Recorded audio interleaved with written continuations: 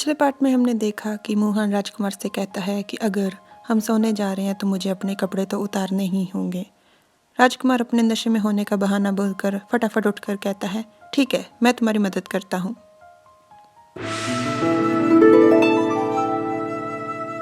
Hello everyone, मैं तुम्हारा हूँ पार्ट 27।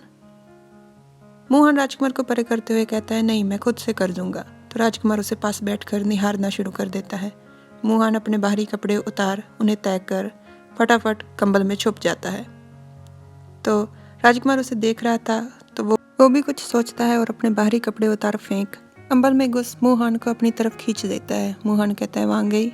राजकुमार मन में सोचता है कि शाहजहान ने कहा था कि अपने लड़के पत्नी के साथ बेहद प्यार से व्यवहार करना चाहिए, तो मैं शुरुआत माथे से करता हूँ, फिर नाक पर, और फिर राजकुमार फिर मोहन को होठों पे चूमता है। मोहन उसके कपड़ों को तो जकड़ देता है पर बिल्कुल विरोध नहीं करता। राजकुमार मन में सोचता है कि जुनकिंग ने बिल्कुल विरोध नहीं किया, यह तरीका वाकई में असरदार है। और मोहन मन में सोचता है कि आज ये बेहद प्यार से पेश आ रहा है, मैं इसे धक्का दे इसका दिल नहीं तोड़ सकता।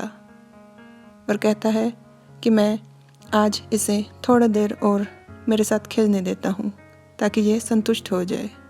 पर जैसे ही राजकुमार का हाथ मोहन की कमर पर जाता है तो मोहन के मन में दर्द की याद ताज़ा हो जाती है और वो चिल्लाता है, नहीं। मोहन को ऐसे डरे हुए देख राजकुमार मन में सोचता है कि मैं जानता था कि जुनकिंग अपने बुरे तजर्बे से अभी तक नहीं उभरा, मैं फिर भी जल्दबाजी कर रहा हूँ, मैंने उसे फिर से उदास कर दिया होगा। बिना ये जाने कि मोहन उसकी तरफ देख रहा है, राजकुमार मुंह फेर मन में सोचता है कि जिंगशाओ, तुम कितने नाकारा हो, तुम में बिल्कुल सब्र नहीं है। मोहन का हाथ जाते जाते रुक जाता है।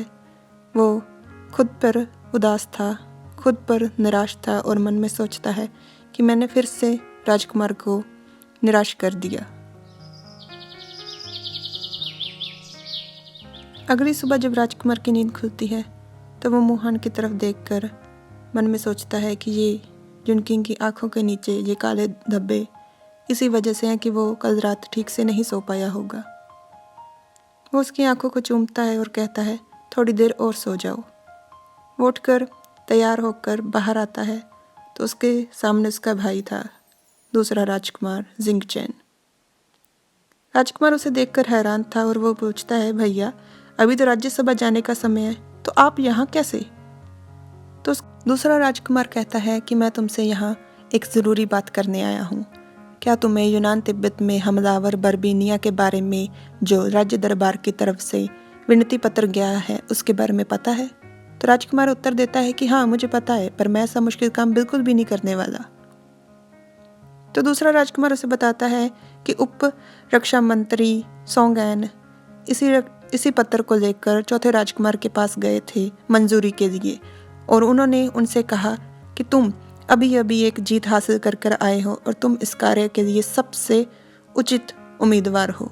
ये सुन राजकुमार गुस्से में आ जाता है और कहता है, सोंगयान की हिम्मत कैसे हुई सब कुछ खुद से तय करने की? उसका बड़ा भाई कहता है, हमें जल्द ही कोई बहाना सोचना होगा, अब तक तो ये पत्र किंगियान हाल के मेज पर पड़ा होगा। तो राजकुमार को एक तरकीब सूझती है। वो कहता है कि हम क्यों ना जैसे है वैसे ही रहने दें। पिताजी ज़रूर सोचेंगे कि मुझे शोहरत और कामयाबी की लालसा है, इसलिए मैंने अपने ससुर को भेजा है ये कार्य सिद्ध करने के लिए। पिताजी को फरमाइशी तरीके बिल्कुल पसंद नहीं हैं, वो पक्का ये काम मुझे नहीं सौंपेंगे। फिर भैया, आपका क्या विचार है? तो राजकुमार का बड़ा भाई कहता है कि हाँ, ये काम करेगा, जाओ रक्षा मंत्रालय में जाकर ये बात फैला दो, और मैं भी किसी को भेजकर ये बात पहले और चौथे राजकुमार तक पहुंचा देता हूँ। राजकुमार कहता है, ठीक है, मैं जाता हूँ, और मन में सोचता है अगर चौथे राजकुमार में अकल होगी तो वो खुद से ही ये काम अपने जिम्मे ले लेगा, और अगर पहले राजकुमार को भी जाना होगा तो बस हमें ये देखना है कि दोनों में से बदकिस्मत कौन है। दोपहर के समय राजकुमार पब में पहुंचता है और कहता है, तुम्हारा सिखाया तरीका बहुत ही बढ़िया है, मुझे तुम्हें अच्छे से शुक्रिया करना चाहिए। राजकुमार शाहजहान की पीठ थपथपाता है, पर लेकिन शाहजहान के लिए वो किसी जोरदार थप्पड़ से कम नहीं थी, उसकी हालत खराब हो रही थी। शाओजोन बड़े ही गर्व से कहता है, मैंने कहा था ना ये काम करेगा। ये हमेशा मेरे पत्नी पर काम करता है। उन्हें ऐसे देख जाओ जिन मन में सोचता है कि मैंने कल रात इसे बहुत परेशान किया था, अगर मैं ऐसे सामने गया तो ये और गुस्सा हो जाएगा। वैसे भी ऐसे कपड़ों में बहुत ही शर्मिंदगी महसूस होती है, जितना हो सके उतने कम लोगों से ही मिलना चाहिए। राजकुमार कहता है, मेरी तरफ से तुम्हारे लिए शराब, कुछ भी हो तुम्हें पीनी होगी। इतने में राजकुमार को आवाज़ लगाते हैं वांगई। ये आवाज़ रेनफेंग की थी। रेनफेंग कहता है, वांगई मुझे आपसे एक ज़रूरी बात करनी है। कुछ दिन पहले जो हमने सेना की भर्ती का ऐलान किया था, उसके लिए बहुत सारे लोग आए हैं। उसमें एक काबिल योद्धा भी है जो युद्ध कला में बहुत ही माहिर है। आप क्या उससे मिलना चाहेंगे? दूसरी तरफ मुहान घर पे बैठे परेशान हो रहा था और सोच रहा था कि मेरे उठने से पहले ही वो चला गया। दोपहर के खाने पर भी वो घर नहीं आया। वो पक्का मुझसे बहुत नाराज़ होगा।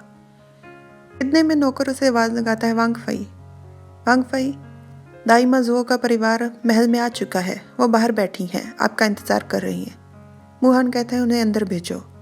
दाइमा अंदर आती हैं, कहती हैं, छोटे मालिक, आपकी मेहमान नवाजी का शुक्रिया। अगर आप ना सहारा देते तो पता नहीं मेरे परिवार कहाँ जाता। मुहान कहता है कि कृपया उठिए, आपको औपचारिकता करने की कोई ज़रूरत नहीं है। दाइमा कहती हैं कि तुम्हारे चेहरे से देखकर ऐसे लग रहा है जैसे कल रात तुम ठीक से सोए नहीं। मुहान कहता है दाइमा कहती हैं, क्या वांगई? और मन में सोचती हैं कि मैंने सुना था कि 2 लड़कों के शादी में जो पत्नी होता है उसके लिए बहुत परेशानी होती है, तो क्या कल रात छोटे मालिक के लिए परेशानी भरी थी? तो मुहान उन्हें कहता है कि नहीं नहीं, वांगई मुझे बहुत ही अच्छे से रखते हैं। वो तो मैं हूँ जो उन्हें हर बार गुस्सा दिला देता हूँ।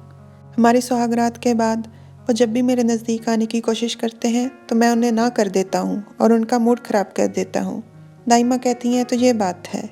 चेंगवांग अभी जुबान है, ये सब स्वाभाविक है, पर वो आपसे जितना मर्जी प्यार करे, पर बार बार ठुकराए जाना बर्दाश्त करना मुश्किल होता है।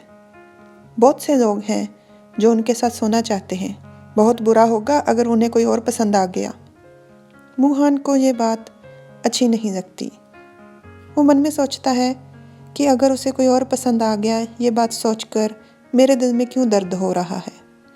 मुहान खोया हुआ था इतना कि उसे राजकुमार के आने का पता भी नहीं लगता। राजकुमार उसे अचानक से, और वो कहता है, वांगई ये क्या था?